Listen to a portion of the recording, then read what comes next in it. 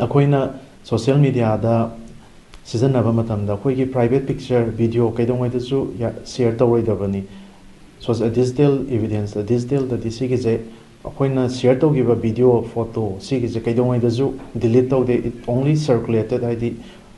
ꯊꯥꯗꯣꯛ ꯊꯥꯖꯤꯟ ꯇꯧꯔꯒ ꯂꯩ ꯍꯥꯏ ꯁꯤꯒꯤꯁꯦ ꯑꯗꯨꯗꯨꯅ ꯀꯩꯗꯧꯉꯩꯗꯁꯨ ꯁꯤꯌꯔ ꯇꯧꯔꯣꯏꯗꯕꯅꯤ ꯃꯤ ꯑꯃꯒꯤ ꯚꯤꯗꯤꯑꯣ ꯅꯥꯇꯩ ꯆꯥꯗꯕ ꯐꯣꯇꯣ ꯚꯤꯗꯤꯑꯣꯁꯨ ꯑꯩꯈꯣꯏꯅ ꯁꯤꯌꯔ ꯇꯧꯔꯣꯏꯗꯕꯅꯤ ꯃꯗꯨ ꯑꯥꯏꯟꯒꯤ ꯃꯇꯨꯡ ꯏꯟꯅ ꯆꯍꯤ 5ꯗꯒꯤ 10 ꯐꯥꯎꯕ ꯗꯟꯗꯤ ꯐꯪꯕ ꯌꯥꯏ ꯖꯦꯜꯒꯤ ꯑꯩꯈꯣꯏꯅ ꯑꯩꯈꯣꯏꯒꯤ ꯁꯣꯁꯤꯌꯦꯜ ꯃꯤꯗꯤꯌꯥꯒꯤ ꯑꯥꯏꯗꯦꯟꯇꯤꯇꯤ ꯍꯥꯏꯇꯥꯔꯦꯀꯣ ꯄꯥꯁꯋꯥꯔꯗ ꯑꯃꯗꯤ ꯃꯥꯒꯤ ꯃꯔꯨꯑꯣꯏꯕ ꯏꯟꯐꯣꯔꯃꯦꯁꯟꯁꯤꯡꯁꯦ ꯀꯅꯥꯗꯁꯨ ꯁꯤꯌꯔ ꯇꯧꯔꯣꯏꯗꯕꯅꯤ ꯁꯥꯏꯕꯔ ꯐꯥꯏꯅꯥꯟꯁꯤꯌꯦꯜ ꯐ꯭ꯔꯣꯗ ꯍꯧꯖꯤꯛ ꯑꯩꯈꯣꯏ ꯃꯅꯤꯄꯨꯔꯗ ꯌꯥꯝꯅ ꯀꯟꯅ ꯊꯣꯛꯂꯛꯑꯦ ꯃꯃꯥꯡ ꯆꯍꯤ 2024ꯗ ꯑꯩꯈꯣꯏ ꯃꯅꯤꯄꯨꯔꯗꯒꯤ ꯃꯣꯔ ꯗꯦꯟ 25.45 ꯀꯔꯣꯔ ꯃꯥꯡꯉꯦ ꯄꯤꯛꯈ꯭ꯔꯕ ꯃꯅꯤꯄꯨꯔꯁꯤꯗꯒꯤ ꯑꯩꯈꯣꯏ ꯆꯦꯛꯁꯤꯟꯃꯤꯟꯅꯁꯤ ꯁꯥꯏꯕꯔ ꯐꯥꯏꯅꯥꯟꯁꯤꯌꯦꯜ ꯐ꯭ꯔꯣꯗ ꯁꯤꯗꯩꯁꯤꯗ ꯁꯥꯏꯕꯔ ꯐ꯭ꯔꯣꯗꯁꯇꯔꯁꯤꯡꯅ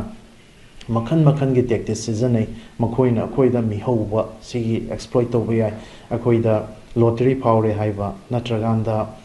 ꯑꯩꯈꯣꯏꯗ ꯄꯩꯁꯥ ꯇ꯭ꯔꯦꯗꯤꯡꯗ ꯇꯧꯔꯀꯥꯟꯗ ꯌꯥꯝꯅ ꯊꯨꯅ ꯄꯩꯁꯥ ꯄꯥꯏꯒꯅꯤ ꯅ ꯑꯩꯈꯣꯏꯗ ꯃꯤꯍꯧꯍꯟꯕ ꯑꯗꯨꯗꯒꯤ ꯑꯩꯈꯣꯏꯒꯤ ꯁꯣꯁꯤꯌꯦꯜ ꯃꯤꯗꯤꯌꯥꯗ ꯑꯍꯣꯡꯕ ꯃꯃꯟꯗ ꯄꯣꯠ ꯆꯩ ꯌꯣꯟꯕ ꯈꯣꯠꯄ ꯇꯧꯔꯀꯥꯟꯗ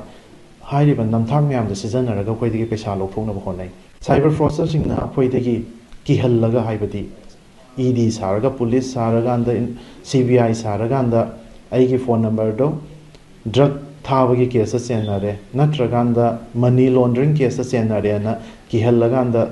ꯑꯩꯈꯣꯏꯗꯒꯤ ꯄꯩꯁꯥ ꯂꯧꯊꯣꯛꯅꯕ ꯍꯣꯠꯅꯔꯛꯄ ꯌꯥꯏ ꯑꯩꯈꯣꯏ ꯁꯒꯨꯝꯕꯗꯒꯤ ꯆꯦꯛꯁꯟꯁꯤ ꯀꯩꯒꯨꯝꯕ ꯆꯤꯡꯅꯕ ꯅꯠꯇ꯭ꯔꯀꯥꯟꯗ ꯚꯤꯛꯇꯤꯝ ꯑꯣꯏꯕ ꯑꯣꯏꯔꯒꯗꯤ ꯌꯥꯝꯅ ꯊꯨꯅ